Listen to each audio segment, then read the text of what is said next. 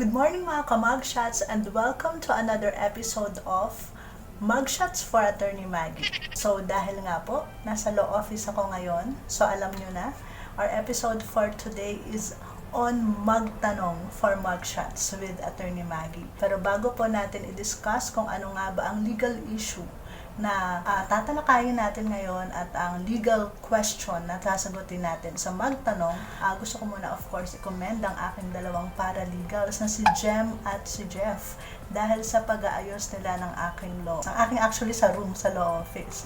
Dahil new normal po ngayon ay ginawa nilang new position din ang mga gamit ko sa kwarto, sa office. So ngayon, mas overlooking ko na ang Ayala. O, diba? Ang ganda ng view. Tapos, yan, nilagyan pa nila ng patungan ng aking mga, sa gitna ng aking mga bags and coats. And, yan. Dito na ako nakaupo ngayon kasi before, nakatalikod ako dun sa view. So, lagyan din nila ng bracket ang aking desktop. So, ayan, move na siya. And, of course, ang aking whiteboard na nandyan po ang things to do and mga hearings para hindi ko makalimutan. So, thank you very much sa aking dalawang paralegals.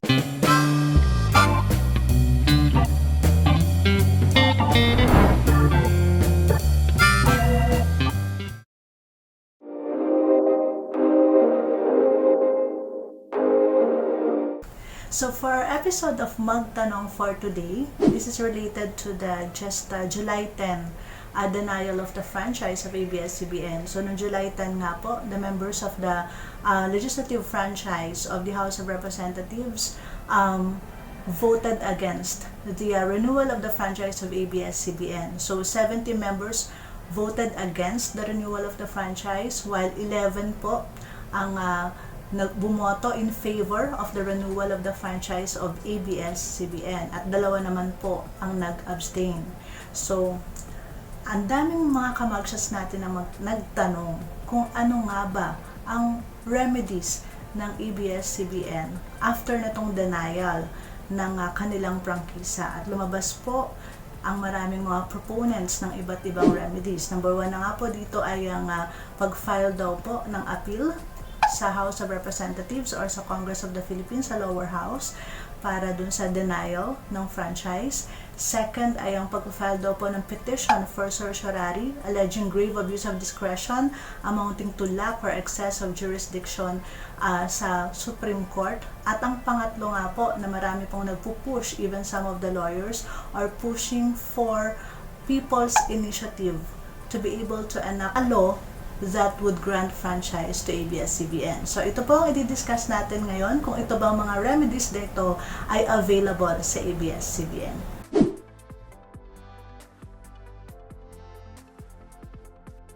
Okay, let us go to our first remedy. Ito nga po yung sinasabi na mag-file daw ng appeal ang ABS-CBN doon sa votes being casted by the members of the Committee on Legislative Franchise ng House of Representatives.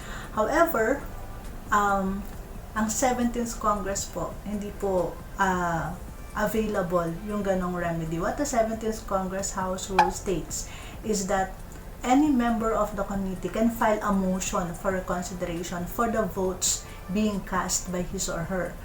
So, at kailangan nga po ang pwede lang mag-file nun ay any member of the committee. So, in this particular case, any member of the Committee on Legislative Franchise lang ang pwedeng mag-file ng motion for reconsideration.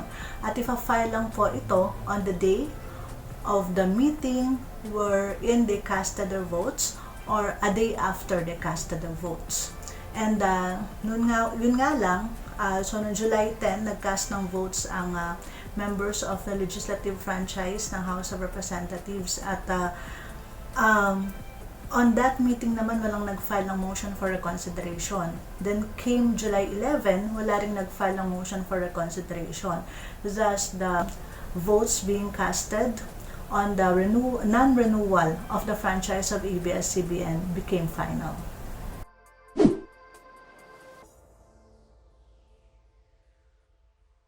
With respect to the second remedy, ang pagpa-file daw po ng petition for certiorari under the rules of court at ito po ay pa-file sa Supreme Court of the Philippines. So ano nga ba itong petition for certiorari? Ang petition for certiorari ay isang petition na fina-file ng isang proponent or petitioner alleging that isang body or isang tribunal acted with grave abuse of discretion amounting to lack or excess of jurisdiction. So, ina-allege po ng mga proponents nito na ang House of Representatives daw po acted with grave abuse of discretion amounting to lack or excess of jurisdiction dahil nga daw po sa hindi nila pagboto or in favor of the renewal of the franchise of ABS CBN.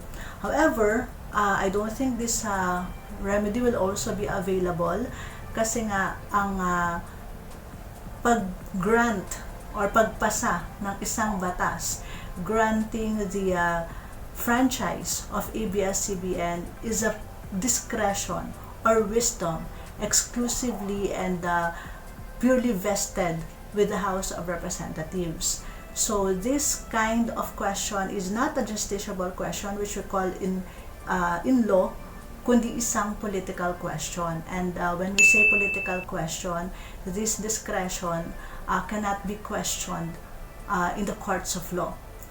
So, yun, hindi rin po magpa-prosper ang isang petition for certiorari kasi nga, hindi naman assurance. Hindi kasi ito isang ministerial function na kapag na-comply mo lahat ng mga requirements, for example, for the renewal of the franchise, ay ministerial na lang sa House of Representatives na i-grant ang franchise. Hindi po kasi ganun yun.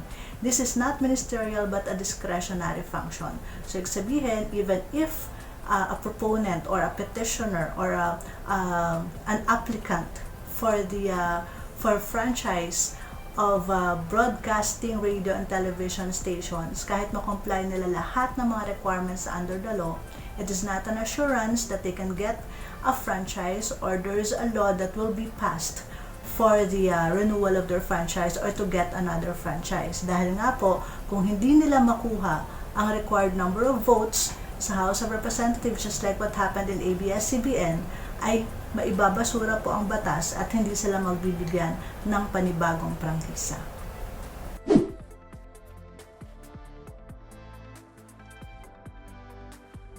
Lastly, marami pong naging proponents nitong last remedy na to. Ito po ay ang People's Initiative. So ano ba tong People's Initiative? Ito po ay ang isang paraan kung saan as opposed dun sa usual procedure na ginagawa ang batas in a legislative branch of government like the Congress of the Philippines, ang tao ay direktang pwedeng mag-initiate ng batas. So ito po ang tinatawag na People's Initiative.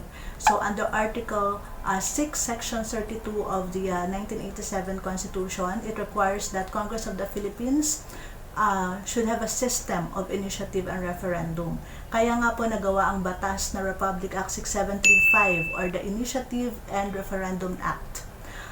Yun nga lang, under that specific law, yung RA 6735, there are only 3 instances wherein this system or procedure of initiative and referendum may be availed of. So number 1 is for filing of a petition proposing for the amendment in the Constitution.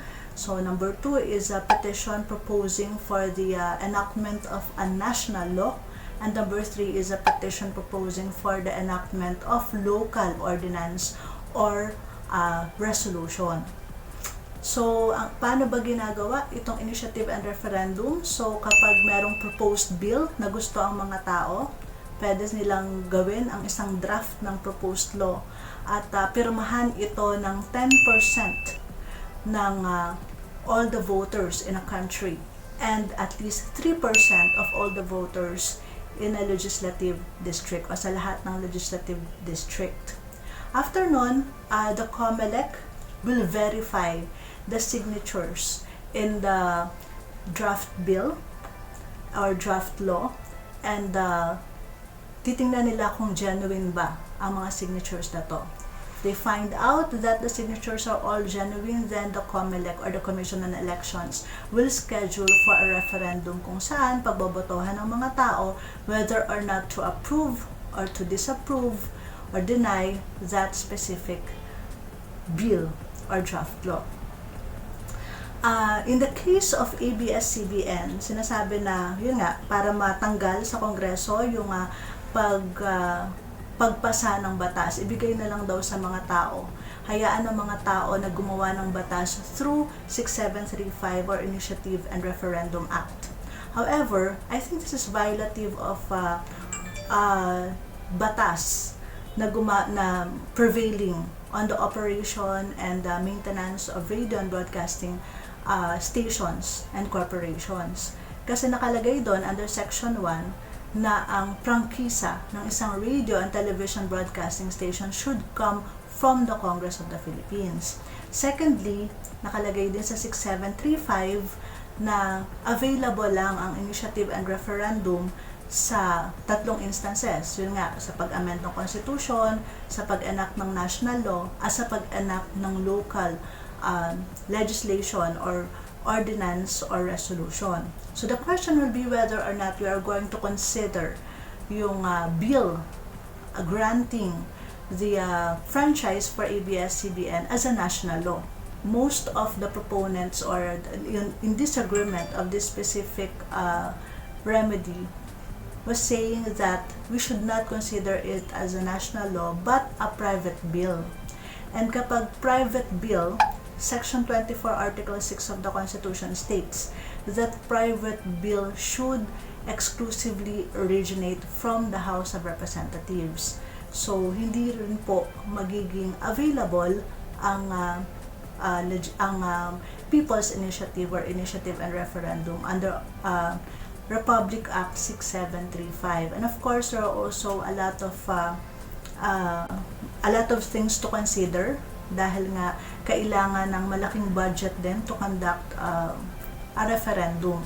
Kasi ang referendum is just like an election. So, we could imagine the amount of budget that will be needed by the COMELEC of the Philippines Commission on Elections to conduct a referendum to approve or disapprove a specific proposed law that will be initiated through the petition signed by at least 10% of the voters of the country.